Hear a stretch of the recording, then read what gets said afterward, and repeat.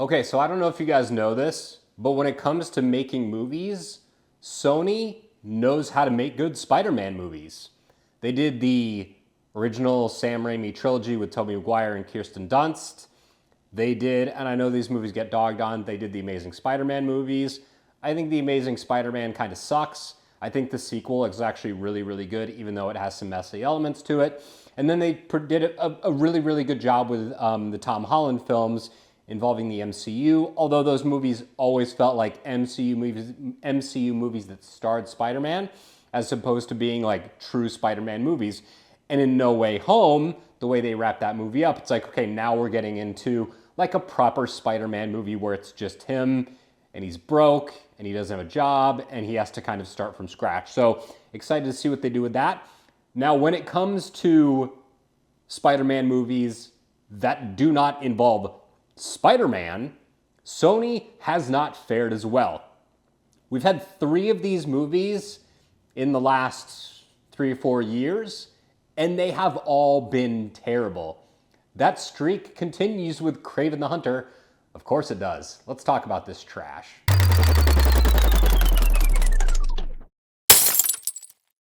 Okay, so before we get started, click on that red subscribe button and the notification bell. That way you know whenever I post new content. You can also follow me over on X, Hometown Zero YT. You can also follow me on Rumble, the green website. Same handle here, Hometown Zero. You can also follow me on Instagram at Real Hometown Zero. Okay, I have my phone. I'm consulting my phone just for a brief moment because there are some people in this movie that are terrible actors. At least they're terrible actors in this, and they're so forgettable in these characters that I will need to consult my cellular telephone and the web browser to let you know who they are. Okay, so Aaron Taylor Johnson plays Kraven the Hunter. He is a Russian guy who has supernatural powers that were gifted to him as a child by like voodoo witch magic. That's the best way I can describe him. He runs really fast. He runs a lot, like Tom Cruise in the Mission Impossible movies levels of a lot. And he's trying to rescue his brother from bad guys. His dad is also terrible. His dad is played by Russell Crowe, who's also apparently like an a-hole in real life and is an a-hole in this movie. So that's like the extent of the story. There's not really much to it. It's very predictable. It's very lame.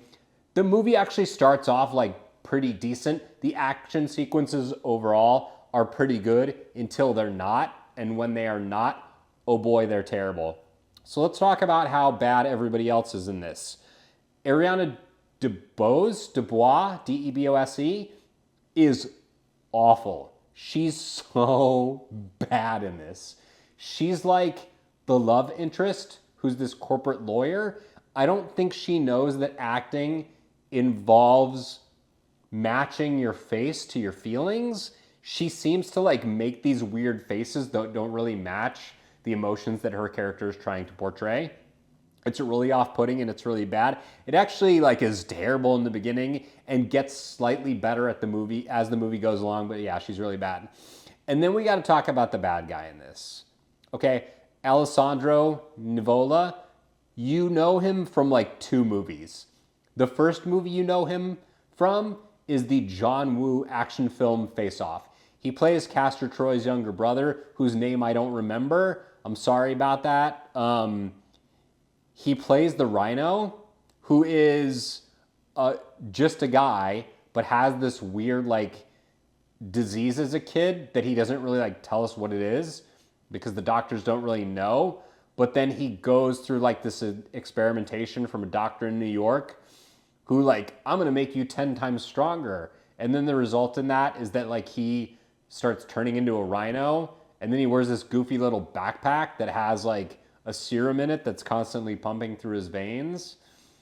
And he's also like adjacent to Russell Crowe and wants to supplant him as a bad guy. And the CG on the rhino is among the very worst you will ever see in any movie. So this movie sucks. It's not a good film. It's pretty bad.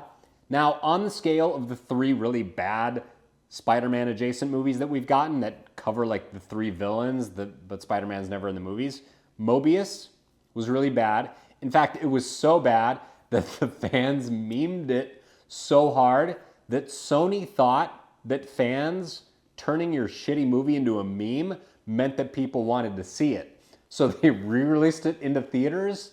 The fans convinced Sony to re-release a terrible movie into theaters, and then they didn't see it. And Sony just got trolled by the fans so hard about their own stupid piece of shit movie.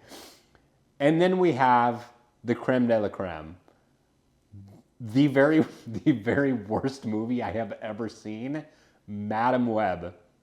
Madame Web is an old lady who's like can't walk. She's in a wheelchair and she has like psychic magic powers and also she's blind. So of course they get Dakota Johnson, who's young and can totally walk and can see, to play this character. The movie is garbage. The dialogue is terrible. The acting is the worst you will ever see.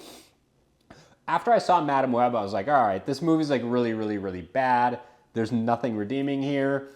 But is it the worst movie ever made? And as I have had a chance to like grow as a person and, you know, go on living my life, I have concluded that Madame Web is the very worst movie that I have ever seen. Kraven the Hunter is not that bad, but it's not good. That's the best way I can describe it. This movie sucks. You shouldn't see it. I do appreciate that they tried to develop the relationship between the 2 brothers in this movie, between Aaron Taylor Johnson's Kraven and his brother, who's like the artsy fartsy type. I appreciate that they tried to like build that relationship that these 2 brothers have. They actually do a decent job of that. That's really the only redeeming thing about this movie. That and some of the action sequences are okay. There's another bad guy that doesn't really make all that much sense. And the director, J.C. Chandor, who probably won't have a career after this, and the producers really wanted to make an R-rated movie. So there's like profanity sprinkled in there every now and then. There's lots of F-bombs thrown in there. You get like unnecessary profanity all the time. You have this, you also have like really bad post-shooting, post-filming ADR where they go and record in the booth and do their lines like over again. And it's all really obvious and really bad. So yeah, this movie sucks. You probably shouldn't see it. Watch anything else. I reviewed Nosferatu last week, which is like a 10 out of 10 spectacular masterpiece. And then I had to watch this garbage. So you're welcome. I do this for you. Thank you for watching this video. Hit me up in the comments. Let me know, am I wrong about Kraven the Hunter? Is it a masterpiece and I'm just crazy? And I'll see you next Wednesday at 9 a.m.